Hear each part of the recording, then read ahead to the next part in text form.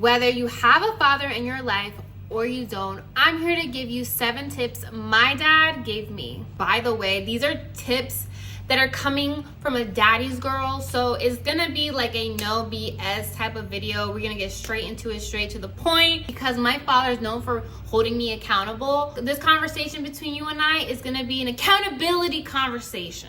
This is gonna be a conversation that's gonna wake you up a little bit, in a good way.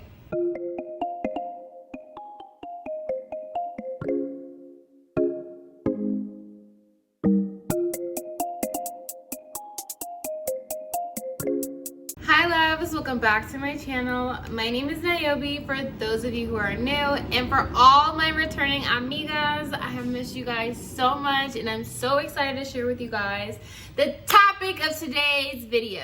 Sorry, that was kind of a lot. I just got my period and I feel like my emotions are like a little bit all over the place. So today, I'm going to be talking about and sharing the advice that my father has always given me. I wanted to talk about this today because I've been seeing a lot of things on the news and I've been reading up on a lot of articles and just stories going around on YouTube about a lot of the dangers going on for women in this world. I can't imagine if I didn't have my dad in my life, because now that I've actually started to listen to him, yeah, it took me a while. So many things make sense and so many things are so easy to let go and understand. These are the 7 pieces of advice my father has drilled into my head that I'm sharing with you today. Get to know a man for a full year before committing to him. I know, this kind of sounds weird because typically as women we're told to like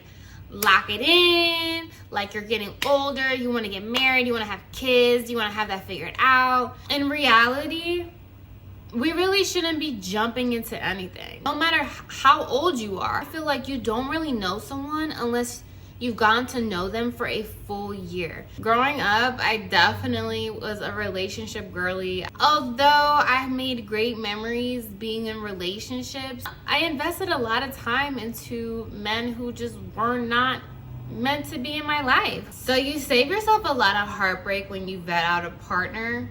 And it's also a form of respect because you don't want to just dive into a relationship simply because you like someone. You can like a lot of people, but that doesn't mean you should go ahead and take yourself off the market and prioritize a whole other being that you barely know. So if you're gonna give someone years of your life, don't you think you should give yourself a year to get to know them? I was actually getting to know a man for a full year before deciding to commit, and it didn't take a full year for him to just like offer a relationship. Honestly, I definitely could have gotten the ring within like, not too long, because you know how we do, wifey's over here. But I didn't want to do that to myself because I always do that to myself. I always get locked down. I always end up in a relationship for years. I owed it to myself to get to know the person all the way around before committing to them. And also, he is older than me, and I learned I really like older men. This is not to say go date an older man like just because he's older. No, like don't do that. Be careful. My dad has been vetting him out as well, and he has a lot of amazing qualities about him. It's making me smile. Like I'm literally blushing right now talking about him. But he's a really good man. He's a really, I can actually say he's a really good man. Like, that's a man right there. So something I was actually told a few years ago by one of my aunts, it was like this Spanish saying. I forgot how it went word for word, but I do remember the comparison. Men are like horses. When you're on a horse, you have to restrain them or they'll book it and keep going. They'll drag you out to the end of the cliff. They'll go as fast as they can. They're going left, right. You need a lot of restraint to even control a horse. That's how they are naturally. They have no limitations. And that's kind of like how most men are. If you don't put up boundaries, if you don't restrain the relationship and restrain yourself, they are going to literally take you as fast as they can on 160 miles per hour. As a lady, as a woman, you do want to make sure that you are taking your time and that things are going at the pace that you feel comfortable, because the pace of the relationship is always on the woman. So just take your time, get to know each other, find out what makes each other happy, find out what makes each other sad, what the triggers are, expectations, values, lifestyles. Lifestyles is huge. So the second thing my father always drills into my head is to not bring people into your space. Literally, people need to be worthy enough to be in your personal space. I view my space as my temple, my safe place, my happy place, my oasis, my getaway. Whether you have a room, whether you have an apartment, a condo, a home, a townhouse, whatever it is, sometimes you need to take a step back and realize how blessed you are to have something so precious and safe to call your own. I also believe that everyone carries spirits and energy, whether it's good or bad. So if we're all carrying some spirits or energy, shouldn't you make sure that whatever those people are carrying, that they're worthy of bringing that energy into your temple? I can count on one hand the amount of people that have been into my new apartment this past year, and that's including the dog. However, if you have allowed someone in your home that you just regretted, there is a way of just bringing that good energy back into your temple. What I like to do is I open all the windows up in the house, and I like to light sage, and I carry it throughout the house and in the closets, child, like everywhere. I just like to make sure the sage gets in every part of my house. It's such a great feeling, reclaiming my space and my energy. Tip number 3 would be to focus on your business. Mind the business that pays you. Follow your dreams. Put the work in. I would say this is my dad's motto. Literally, my dad has always been the man who's minded his business and focused on his businesses, on his work, on his employees, on his family. He's just someone who's extremely focused and understands his meaning in life. So if you've been following my channel, you know that I am a very passionate model. I have been an independent model for a few years now. My life has been so beautiful because I had the courage to follow my dreams. I want to make such a big difference in the world with women and animals. This year, I accomplished something major that has been on my mood board for so long. I'm so happy to announce that I am in the Ulta store. Like, that is so huge. As a model, I got an amazing campaign with It Cosmetics. I'm sure if you're an Ulta girl, you have seen it or you will see it. I will leave a picture over here on the side, but it's just such a great accomplishment in my life. Like, that's amazing. I've always wanted to take part in huge beauty campaigns, and I see it happening, and I'm just so incredibly blessed. I accomplished that by focusing on myself, removing toxicity from my life. And a lot of times that means bad habits, and a lot of times that means bad friends or just bad company. I'm sure you have all heard this saying that goes along the lines of, show me who your friends are, I'll show you what your future looks like. That is not far from the truth at all. If you hang out with me, you will hear me say a lot of times when it comes to problematic people, I don't argue with anyone except for my man. Okay? And even then, we don't really argue, because if something starts off that I'm just like not with, I walk away. Girl, I'm in the Ulta store.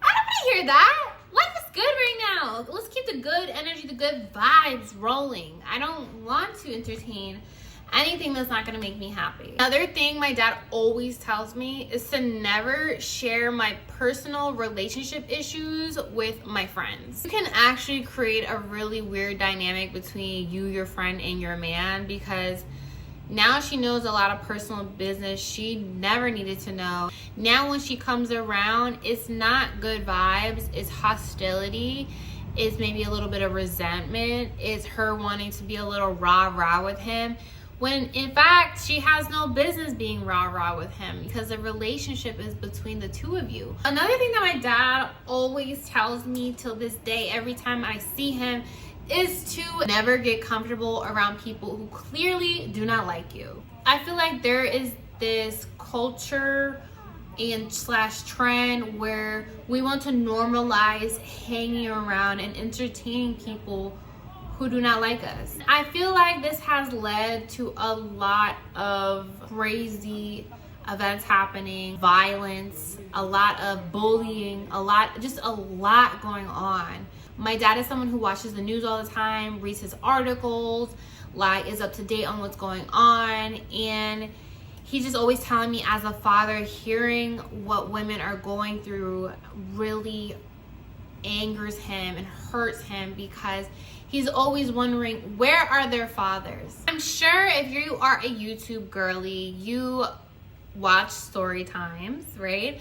So I have recently started getting to story times, just listening to them. A lot of these story times with women just seem to be disheartening, because it's like these petty behaviors amongst women that lead to dangerous situations. You know, I'm sure you guys have seen the Miami stories. The Miami stories are awful. Oh my God.